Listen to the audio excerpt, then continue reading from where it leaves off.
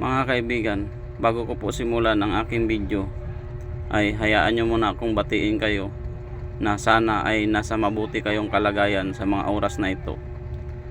Ang video ko pala ito mga kaibigan ay tungkol sa huling dalawang saksi na hinulaan sa Apokalipsis, at ito ay malapit nang maganap.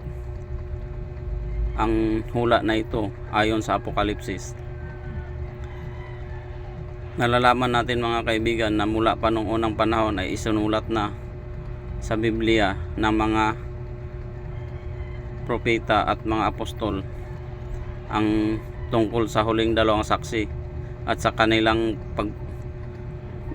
pangyayari, at sila'y ipapako sa Babylonia ayon sa nasusulat sa Apokalipsis. At ang mga bagay na ito mga kaibigan ay marami nang gustong subukang hanapin kung sino itong huling dalawang saksi. Ngunit ayon sa aking pagkaunawa mga kaibigan, ang huling dalawang saksi ito ay tumutukoy ito sa Israel, at yun din ang sinasabi sa Biblia tungkol sa Israel. Ano nga ba talaga ito mga kaibigan, ang pangyayaring ito? Ayon sa aking pagkaunawa mga kaibigan, ang huling dalawang saksi ito mga kaibigan ay ang panahon ng Israel nung unang panahon. Yun ang paglabas nila sa Ehipto at sila'y maging makapangyarihan.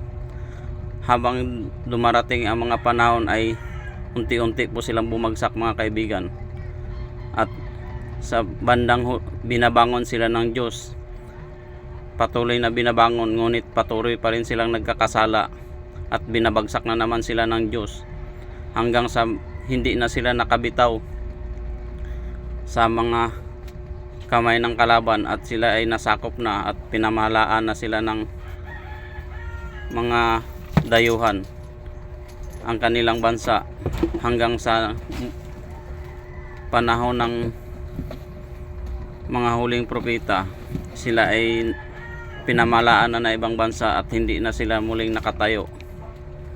Ang mga bagay na ito, sila yung unang mga Israel, sila yung unang saksi. At ang pangalawang saksi naman mga kaibigan ay ang kanilang muling paglakas sa panahon natin ngayon. At sa panahon natin ngayon, makabagong panahon, talaga namang sila ay makapangyarihan, at sila sa pamamagitan ng kanilang pinuno na Israel ngayon ay naging superpower din po sila. Sa panahon ngayon ay hindi na sila halos kayang tibagin ng mga katabi nilang bansa, at hindi na sila kayang sakupin ni numan. Ngunit hinulaan sila sa Biblia na sa huling panahon ay babagsak din po sila mga kaibigan. Sila po yung huling dalawang saksi na sinasabi sa Biblia. Ang panahon ng makabagong pagbagsak nila sa panahon natin ngayon ayon sa Biblia, at natutukoy talaga sa kanilang lahat ang hula ng Biblia. Sila ay may kapangyarihan na pigilin ang tubig na sinasabi, at sila ay tinutukoy din na kayang magpadala ng apoy sa mga bansa at kayang tumupok. Nakikita rin natin sa kanilang panahon ng mga kaibigan, kayang-kaya nila magwasak ng mga bansa. Natutupad sa kanila ang hula na ito, at kaya rin nilang pumigil ng tubig ng ulan. Ang mga bagay ng tubig na ulan mga kaibigan ay ito po ay hindi po ito literal na ulan, kundi ang tinutukoy sa ulan na ito ang mga pagkain. Sa gira ng Israel at Gaza, nakikita natin ang kapangyarihan nila kung paano nila pigilin ang pagkain na hindi makapasok sa Gaza. Yun po ang tinutukoy ng Biblia na kaya nilang pigilin ang ulan. Hindi po yun literal na ulan mga kaibigan, kundi sa mga pagkain po yun na nanggagaling sa ulan. Kung wala po ang ulan mga kaibigan ay hindi po makapag-produce ng tubig. Yun po ang tinutukoy sa hula na yun mga kaibigan, na kaya nilang pigilin ang tubig. At sa apoy naman, yun ang tinutukoy na kaya nilang sunugin ang mga bansa sa pamamagitan ng kanilang makapangyarihang mga pandigma. Ngunit sa huling panahon ay matatalo sila mga kaibigan. Yun po ay hinula sa kanila. Nakakita natin ngayon sa panahon ngayon mga kaibigan ay marami nang lumalaban sa kanilang bansa, at kung magsabay-sabay ito ang paglaban ng pagtulong-tulong ng mga bansa ito mga kaibigan, ay talagang mawawasak po ang Israel ayon sa nususulat sa kanya na mapapako sila sa krus. Alin ba ang krus na sinasabi mga kaibigan?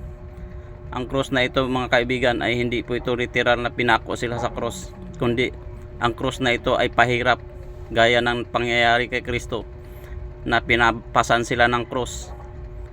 Ibig sabihin nito mga kaibigan ay pahirap ito sa kanila. Kung mawasak ang kanilang bansa ay mahihirapan po talaga ang mga taga-Israel. Madadanasan nila ang sinasabing paghihirap, dahil ang krus po mga kaibigan ay tumutukoy sa kahirapan na pinapasan ng bawat isang tao. Ang kahirapang ito ay parang krus sa kanya. Yun po ang tinutukoy na krus. Ipapako sila sa krus. Kaya nga mga kaibigan, ito po ay hindi po mapipigilan dahil ito ay hula ng Biblia. Hanggang dito na lang mga kaibigan. Sa mga nakapanood ng bidyong ito, subukan nyo rin kung alamin ang mga bagay na sa Apokalipsis, dahil maraming bagay na itinago ng lihim sa Apokalipsis. At ang sino mang taong gustong malaman ito at tapat sa kanyang mga pag-aaral at tapat sa kanyang kahilingan, ay ipapaalam din naman ng Diyos sa kanila lahat ito, dahil ipinagkaloob ng Diyos ito ang mga kasulatang ito, hindi upang itago, kundi upang ipaalam niya sa mga taong nais niyang makaalam at sa mga taong nais niyang pagbigyan na malalaman ang mga nilalaman ng Biblia, at tuluyang malalaman ng mga tao kung gusto ng tao. Yun ay ang pangako ng Diyos na ibibigay niya lahat ng karunungan kung tayo susunod sa Kanya.